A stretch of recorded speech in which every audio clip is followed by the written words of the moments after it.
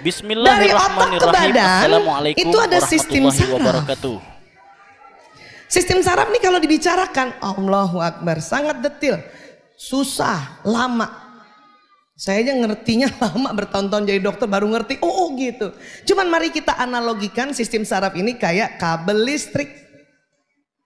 Itu tadi. Jadi apa yang ditangkap oleh mata, oleh telinga, oleh badan dari ujung rambut sampai ujung kaki, oleh hidung, oleh pengecapan lidah, apa yang diucapkan, apa yang dikerjakan, itu pesannya jalan ke seluruh tubuh dengan kecepatan 320 km per jam. Sebelumnya tidak ada mobil atau motor yang secepat itu. Baru kemarin saya naik WUS, saya perhatikan, sama dengan kecepatan saraf. WUS itu paling lambatnya 320 km per jam. Ya, paling cepatnya 355 km per jam. Oh, ini dia nih. Ini dia yang nyamain nih. Berarti apa? Cepet banget jalannya. Ya. Baik, saya minta sekarang ibu-ibu aja ya, bapak-bapak dengar aja. Ibu-ibu, angkat tangan kanan. Lambaikan pada saya. Kenapa mau? Saya bilang kan, ibu tangkap lewat telinga kan, terus ibu lihat lewat mata kan, cepet kan jalannya? Cepet. Nah, itu tadi. Cepet banget. Itulah makanya kalau sekarang saya ditanya, gimana Bu Aisyah berkomunikasi dengan anak zaman now? Sebetulnya nggak zaman now, zaman kapan saja. Pertama sekali adalah hati-hati bicara. Supaya hati-hati bicara, maka bikin tenang diri kita. Setiap kita gemes kepengen cepet-cepet anak melakukan apa yang kita minta, ya, itu perhatikan dulu. Kadang omongan kita keliru. Kita sering bicara apa yang kita tidak mau. Ya. Jangan jajan sembarangan ya. Kan gitu. Itu otak tuh unik juga tuh. Kata jangan ditangkap oleh otak silahkan. Coba itu. Sekali lagi bunda bilang jangan jajan sembarangan. Udah pakai kata jangan, muatan emosi, kutangkap deh. Silakan jajan sembarangan. Gitu ya. Jadi kita sering bicara apa yang kita tidak mau. Sebetulnya ibu maunya apa sih anak-anak kalau ke sekolah? Jajannya di mana? Maunya apa? Makan bekal yang di sekarang. Sekolah sampai jam berapa? Kalau yang bukan boarding ya, full day sampai jam berapa? Ibu bawain makanan untuk sampai jam berapa? Nggak cukup Bu. Kalau ibu sampai sore itu anak dan sesuai dengan ya keinginan makan anak, nutrisi dan sebagainya, ibu bawakan rantang itu. Dan apakah anak-anak mau bawa rantang? Udah keren-keren bawa ransel kemudian bawa rantang. Bayangin. Rantang itu dibagi 4. Paling atas yang keluar main jam 10. Ya, yang bagian 2 itu yang isoma itu. Ya. Yang ketiga itu kalau misalnya masih ada ekskul ya, itu yang di rantang ketiga. Yang keempat bonus. Harusnya kan gitu. Kalau mereka tidak boleh ada tambahan jajan misalnya kan gitu ya. Nggak apa-apa juga. Tapi kalimatnya adalah, nak, nanti di sekolah makan makanan yang bunda bawakan. Itu kalimatnya.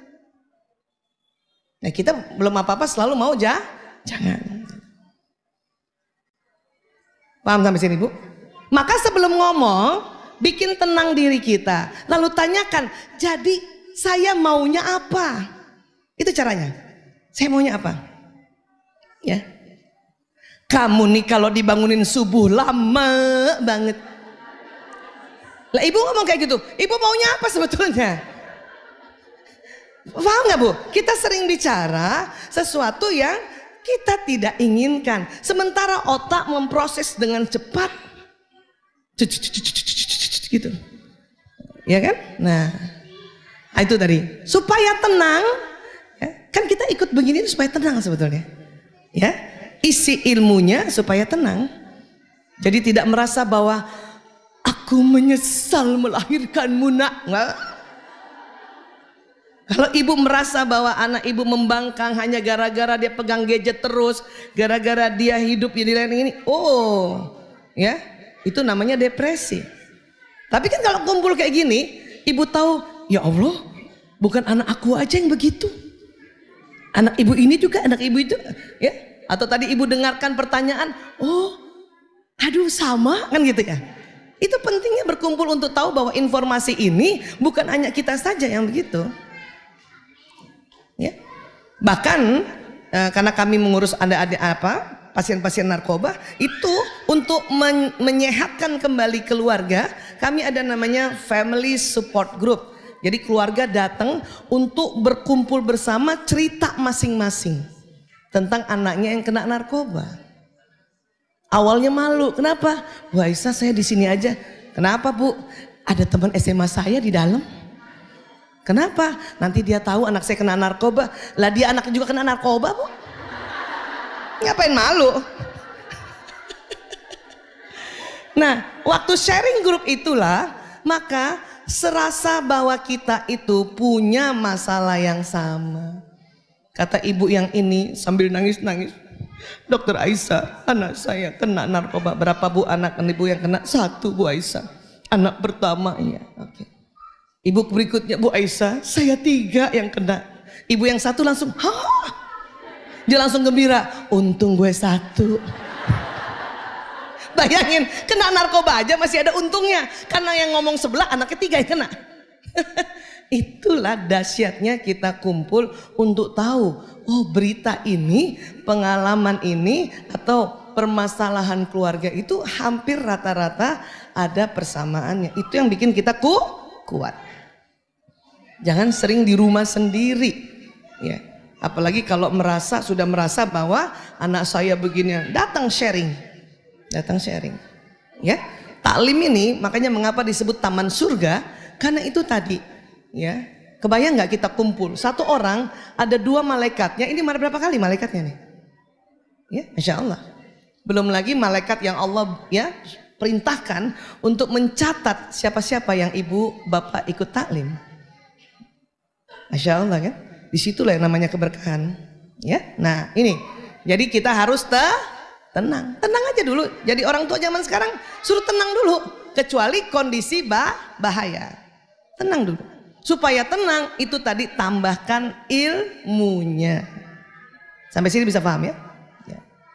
Nah, pada saat kita mendidik anak itu bukan pada saat anak sudah lahir di dunia. Anak dalam rahim saja itu sudah proses pendidikan sudah terjadi. Kenapa? Punten ya.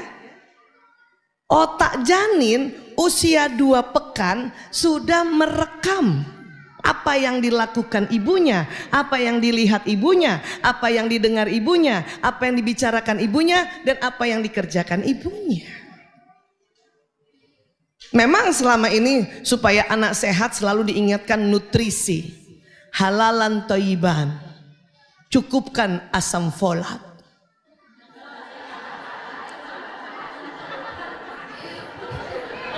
Sekarang ngomong asam folat itu jadi sesuatu senyuman yang sumringah ya. Cukupkan ya, halalan thayyiban. Tapi lebih lagi dari itu, memang itu penting, tapi lebih penting juga adalah apa yang diucapkan. Kenapa? Karena apa yang diucapkan ibu dilihat itu jalan lewat sistem saraf dan direkam di otaknya si bayi ini, janin, maaf. Nanti kalau sudah keluar dari rahim baru bayi, janin ini gitu. 2 minggu tuh udah tersambung. Dan dalam perut ibu antara 9 bulan 10 bulan tuh lama. Itulah yang makanya mengapa kita diminta untuk melakukan hal-hal kebaikan pada saat anak di dalam rahim. Ngaji, mengkaji, bicara yang baik-baik, memilih tontonan yang baik-baik, mendengarkan hal yang baik-baik itu. Supaya kerekamnya anak ini di otak ini baik-baik. Karena terbukti terutama di tempat kami, anak-anak yang bermasalah setelah kita konseling pertama, ya konseling dengan konseling yang biasa, kemudian konseling yang pakai teknik hipnoterapi, beberapa kasus akar masalahnya di dalam rahim ibunya. Dalam rahim ibunya nih. Ya. Kenapa? Itu tadi ya, ibunya terlalu sering lihat layangan putus. Tapi bukan di atas atap. Ya. Belum kejadian seorang ibu hamil lihat film layangan putus, dia merasa kasihan gitu ya, terus kesal. Oh, itu mempengaruhi dan kerekam di otak anak ini ya. Itu tuh baru film aja. Ibu baca buku-buku yang sedih, buku-buku yang horor dan sebagainya, itu bisa kerekam juga. Makanya kita diminta baca Quran. Siapa ibu-ibu yang selama hamil selama ini setiap hari mengkaji? Alhamdulillah Bu. Kalau yang belum sempat, gampang, hamil lagi. Lah iya kan? Siapa tahu anak generasi yang barunya ibu udah lebih belajar banyak kan? Ya udah. Memang yang kasihan tuh anak pertama selalu. Karena kita masih muda, belum terlalu banyak belajar, paham ya? Jadi ibu tuh harus mengasihani anak pertama selalu. Jangan selalu dibebani anak pertama. Kau nak, anak pertama, jaga adik-adikmu. Kau harus punya tanggung jawab. Itu anak pertama udah teler aja. Iya, paham? Ya, jadi kasihanilah anak pertama. Dan bukan hanya ibunya saja yang ngomong, di sekelilingnya juga. Ya orang tuanya, ya ayahnya, ya mertuanya. Ah ini mulai mertua di sini mulai. Seorang ibu muda yang hamil masih tinggal di rumah mertua, kalau mertuanya bijak rajin taklim, ya kayak ibu Asih, insya Allah itu mantu tenang. Tapi kalau mertuanya dikit-dikit lihat kamar anak tuh, belum bangun. Nah ibu hamil kan mabok ya, bangun langsung aja bisa muntah-muntah. Makanya ibu hamil 3 bulan pertama itu dilarang langsung bangun begitu ya. Makanya selalu ada crackers atau biskuit yang tanpa gula dan sebagainya di sampingnya, untuk dia pas bangun udah doa bangun tidur, kunyah-kunyah dulu baru berdiri, baru duduk ya. Itu kan memang sholat subuh kadang-kadang udah nggak sempat lagi atau nggak kuat sholat subuh yang gerakan sesungguhnya, terpaksa duduk, habis itu harus rebahan lagi. Ibu mertua lewat.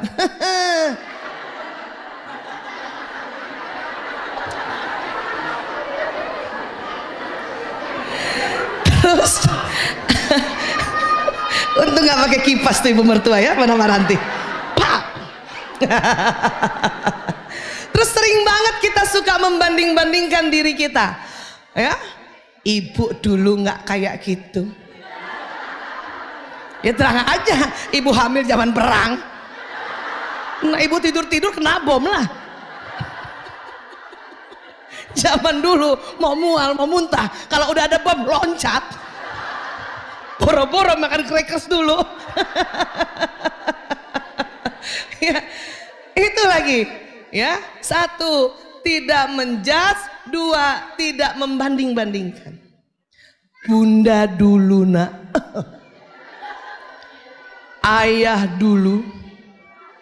Anak senang cerita kisah-kisah dulu, tapi mereka nggak suka. Tapi kamu nak, nah itu. Ibu dulu nak, naik mikrolet ke sekolah. Anak-anak senang, hebat ya ibu ya. Sampai situ aja udah senang, masih senang tuh dia. Anak-anak senang tuh lihat ibunya punya daya juang. Yang dia tidak suka, tapi kamu nak, sudah disiapin mobil, diantar pakai supir, ya, atau misalnya dijemput oleh mobil sekolah, gitu kan? Masih aja telat. Nah, itu nggak suka dia. Itu nggak suka dia. Nggak suka dia. Karena pada prinsipnya kita nggak suka dibandingkan. Betul. Ibu-ibu mau dibandingkan oleh suami. Bunda, ayah habis makan di rumah tetangga enak banget itu. Gak mau Kita langsung gini. Oh. Terus nggak mau lihat suami kan? Oh. Kita yang sudah dewasa aja yang rajin taklim banget, yang seminggu 8 kali taklimnya, masih cemburu kalau digitukan, masih marah kalau dibandingkan. Bapak-bapak juga nggak mau dibandingkan. Emang bapak-bapak nggak cemburu-cemburu? Ayah, saya nih dulu nih, belum banyak belajar. Ya, kata AA Agim ya, kita tuh harus senyum, sapa, salam. Besok lagi, habis dari taklimnya AA, kata AA Agim ya, itu yang ke-10 kali apa kata suami saya, kawin aja sama AA Agim.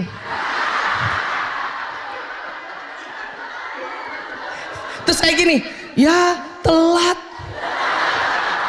Kenapa baru bilang sekarang kalau emang boleh? Astagfirullah. Jadi itu gak suka orang dibanding-bandingkan. Ceritalah daya juang kita, tapi tidak perlu membandingkan. Anak otak ini sudah bisa ngambil hikmah. Ambil hikmah. Ya. Tapi kan kita ingin memotivasinya Bu Aisyah. Iya, tapi caranya nggak gitu. Ya, karena eranya beda. Anak pasti jawab, ya beda lah Bu. Ya beda lah Bu. Gitu selalu kan?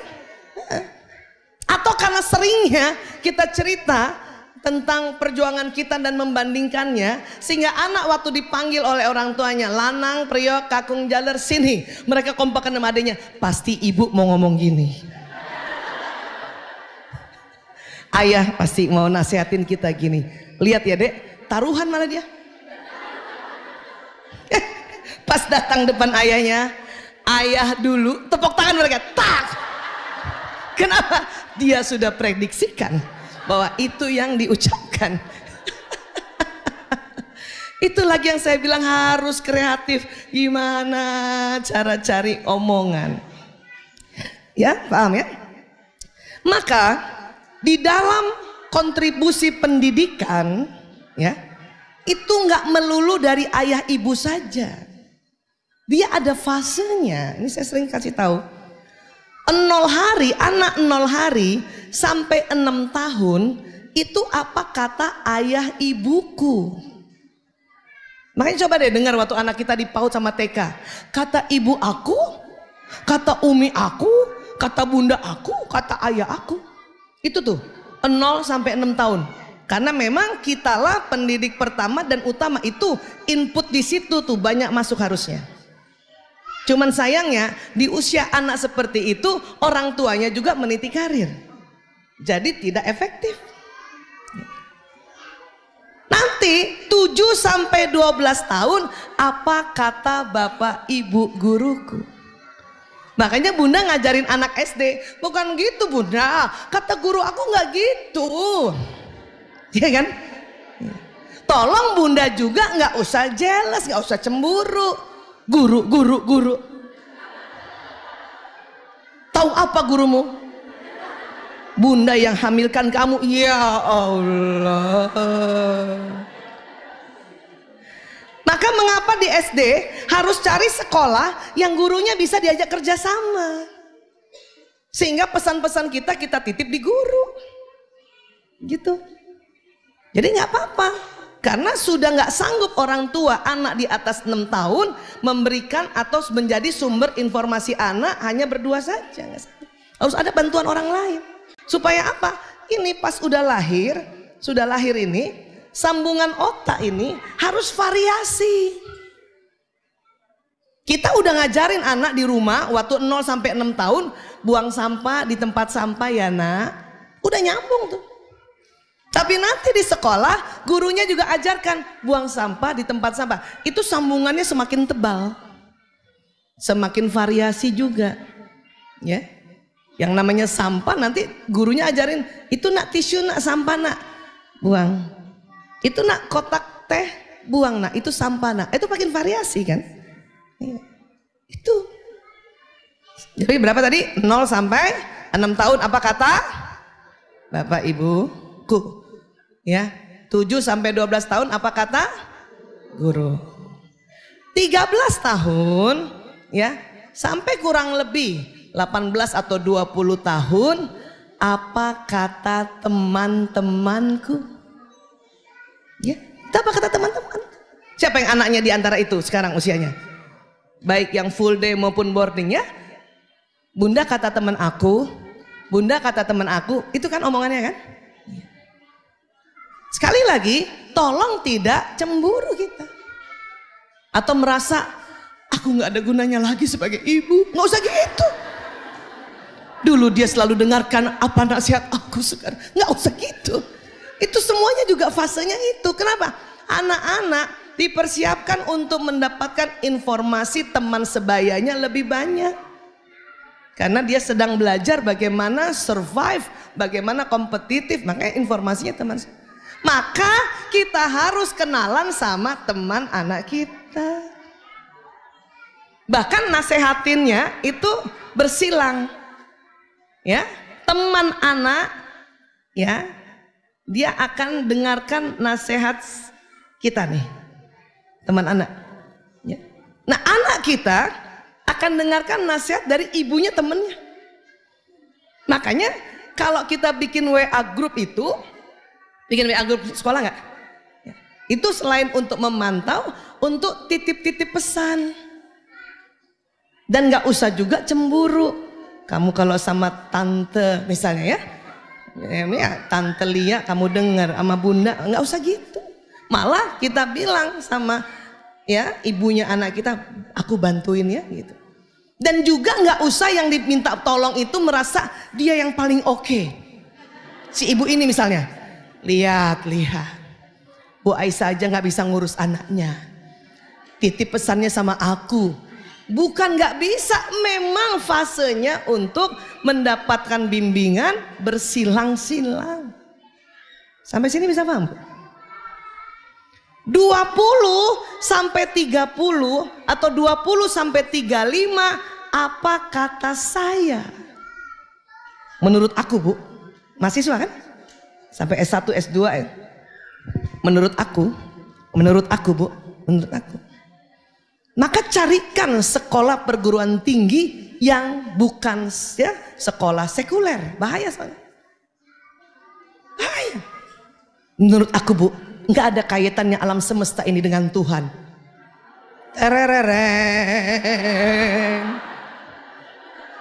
Siapa suruh ibu masukkan ke sekolah luar negeri yang emang begitu? Saya kalau suruh milih lebih senang masukin anak saya perguruan tingginya masuk sekolah perguruan tinggi Islam. Mau nggak mau itu terwarnai oleh dosennya, yang dosennya katakanlah kedokterannya ya, akan menggabungkan ilmu kedokteran tubuh dengan penciptaan Allah. Jadi nggak terpisah, kan sekuler terpisah. Nah nggak bisa dong terpisah. Otak ini akan rusak kalau sesuatu ciptaan Allah kemudian dijelaskan bahwa itu nggak ada kaitannya dengan Allah. Oh itu hancur otak, nolak dia. Ya. Jadi hati-hati. Nanti di atas 35 tahun, oh itu akan lebih dominan apa kata Allah. Kenapa? Karena sudah mau belajar kan lagi kan udah berkeluarga, pasti ikut taklim juga kan? Bunda ikut taklimnya kan baru kan setelah nikah, lebih banyak kan, lebih sering kan? Ya iya. Makanya nggak usah khawatir juga, Bu Aisyah, anak-anak sekarang gimana caranya supaya dia patuh pada ketentuan Allah? Anak ibu umur berapa? SMP. Habis dia selalu bilang kata teman aku, dalam hati saya tenang Bu. Makanya cari sekolah Islam supaya temennya sama omongannya, sama dia bicaranya. Itu gunanya cari sekolah itu. Ya, sama. Jadi kita tenang. Oke. Kenapa? Karena nanti pas dia nikah, dia cari taklim. Ibu sudah nikah cari taklim kan? Supaya apa coba? Kembali ke ajaran Allah lebih banyak. Terus uniknya ketemu teman-teman kita juga yang SMP, taklim juga loh sekarang. Kenapa? Gue takut. Paham tentang ini Bu? Coba ingat baik-baik. Sekarang fase anak ibu ada di mana? Ingat baik-baik. Ingat baik-baik. Bukan berarti kita biarkan tidak memberikan seakidah, nggak ajarkan ya ibadah sampai anak nanti 35, nggak gitu. Harus diajarkan sejak dalam rahim. Tetapi pengayaan otak ini kaya otak ini, ya akan diperkaya terus sambungannya, itu ada fasenya. Jadi apa yang diucapkan orang tua, apa yang diucapkan bapak ibu guru, apa yang diucapkan oleh teman-teman, itu memperkaya sambungan otak di otak bagian akalnya yang di depan. Coba pegang dulu dahinya, Bu. Nah, di belakang dahi itu adalah ya namanya lobus frontalis, tempatnya ya arahan-arahan, nasihat-nasihat, pengetahuan. Lagi, Bu. Ada akalnya, Bu. Takut lupa. Ngerti ya, Bu? Masya Allah. Bu Aisyah, ya kan? Jadi anak sekarang gimana sih caranya dia, gaya dia belajar di era digital ini atau di era zaman now ini? Ya kita tinggal tambahin aja. Kan bedanya media saja kan? Ya. Oke, apa? Satu, sadari bahwa mereka menyukai format audiovisual. Bu, ngomong tanpa dibantu alat audiovisual itu lebih garing sebetulnya. Ya nggak, Bu? Dibanding ngomong, kita ngajarkan ada audiovisual. Saya aja yang masih kategori generasi X dan agak gaptek, ya hanya bisa menayangkan foto-foto berwarna. Kepengennya sih ya video, cuman setiap saya cari hang. Ya, tapi saya harus sadar bahwa memberikan sharing apapun harus dibantu audiovisual, karena otak senang dengan hal ini. Ya. Era sekarang itu sangat bergantung pada teknologi, sangat-sangat nggak bisa lagi. Saya mau taruh anak saya, Bu Aisyah, yang nggak ada TV, nggak ada laptop, nggak ada HP. Terus, Bu, biarkan dia merasakan keindahan alam ini. Ibu mau taruh anak ibu di kebun. Karena ada penelitian, di dalam satu penelitian namanya Digital Moms, ada bapak-bapak kembar, ini luar negeri ya, 2 orang kembar. Satu dedi, satu ayah yang pertama ini, kembar yang pertama, bikin peraturan di rumahnya, bukan di sekolah ya, karena nggak mungkin dia. Di rumahnya non gadget, non digital. TV nggak ada, komputer nggak ada, laptop nggak ada, telepon pun nggak ada. Tapi disiapkan semua permainan. Bapak yang kedua, adik kembarnya, oh semua gadget semua. Anak lengkap, dia punya laptop, dia punya HP, dia punya komputer, setiap anak. 3, masing-masing 3 ini anak. Apa yang terjadi? Dan mana yang lebih berhasil? Ternyata 3 anak ayah pertama, 3 anak ayah kedua, semuanya berhasil. Kuncinya di mana? Ternyata para ayah dan ibunya mendampingi anak-anaknya. Alhamdulillah, baik yang semoga rumah apa tidak yang ada disampaikan bisa menjadi rumah ilmu yang bermanfaat dan apa? membawa keberkahan. Jangan ragu untuk like, share, dan nah, kalau sekarang ibu misalnya nggak mau pakai apa-apa terus anak nggak didampingin, ibu lebih banyak ya, ibu saudara siapin kita. buku, Sampai ibu jumpa siapin di video mainan-mainan yang lain. Terus jadi Barakallahu fikum. Wassalamualaikum warahmatullahi wabarakatuh.